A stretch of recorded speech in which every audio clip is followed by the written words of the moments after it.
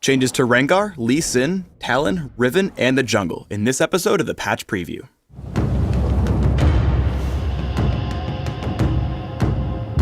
Hello everybody, welcome to the first patch preview of 2013.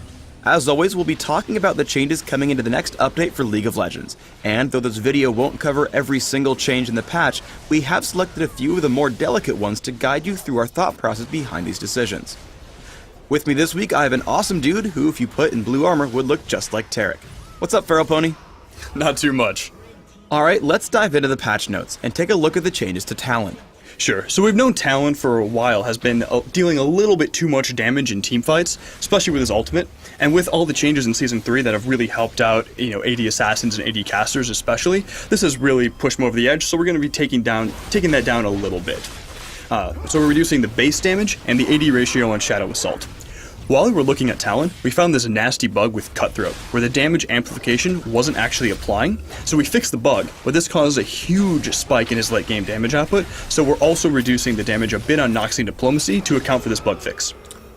Now, I've always found Riven to be a huge lane bully, but with the Season 3 patch, we've decided to make a few changes. What are we going to do to rebalance her? Riven's always kind of been on kind of borderline overpowered in lane, and now with the Season 3 changes, one of the goals was to kind of help these characters, help their mid game and help their late game, and this accomplished that goal. But now she's a little bit over the top in the laning phase, so we're targeting a few nerfs specifically for her early game. The first one we're doing is we're lowering her base health regeneration. This is to allow a little more counterplay in lane. When an opponent actually is able to land some damage on Riven, it's going to stick better than it used to. She's already a champion who has a lot of really good tools. She has an on-demand shield, she has an on-demand stun, and she has, can hop all over the battlefield.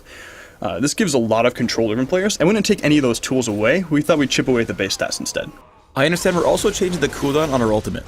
Sure. So we're increasing the cooldown on the early ranks of her ultimate especially, because right now she's just snowballing top lane too hard.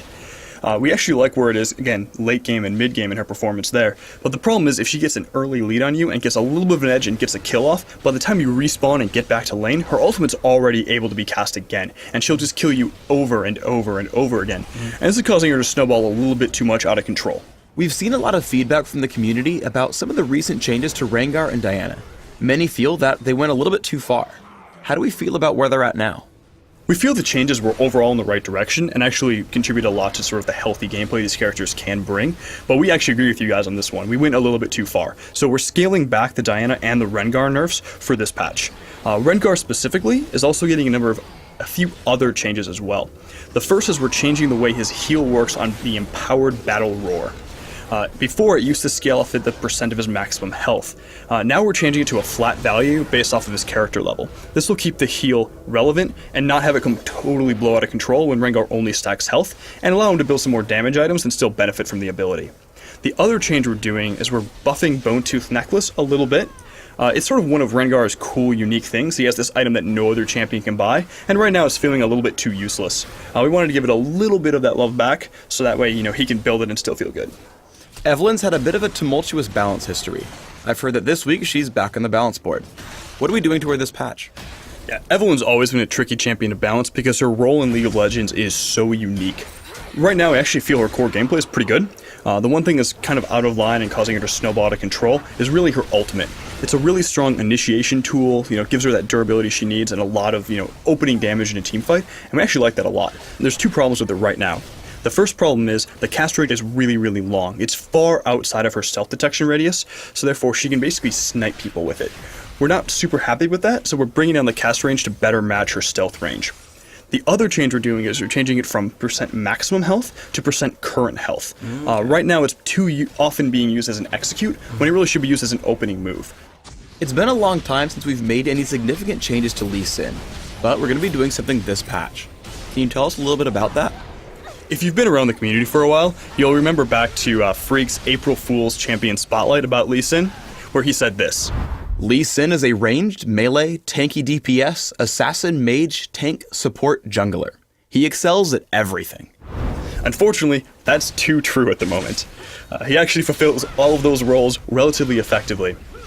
So the first thing we're doing on Lee Sin is we're pulling the armor off of Iron Will. This move is really meant to be a sustain type of mechanic, help him keep it healthy in the jungle. It also doesn't need to give him that kind of durability on top of it. The second thing we're doing is we're looking at Cripple. The early ranks of Cripple, the slow percent, is coming down. It's just giving him too much gank strength, especially in the early game.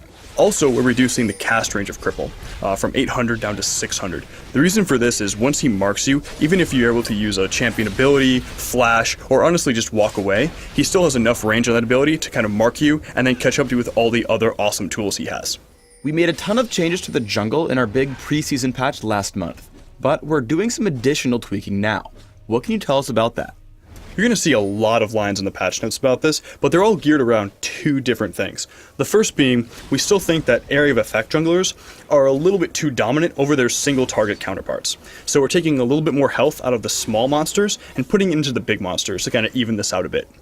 The second change we're doing is we're putting a bit more gold back into a couple of the camps. This is sort of give more of a trade-off between ganking and applying lane pressure and farming the jungle repeatedly. In addition, you'll see some of these more carry junglers who are farming the jungle effectively have a lot more gold and contribute better to late game. That's it for this episode of League of Legends Patch Preview. Please subscribe to the Riot Games YouTube channel above and leave us your comments just below the video. Thanks for watching.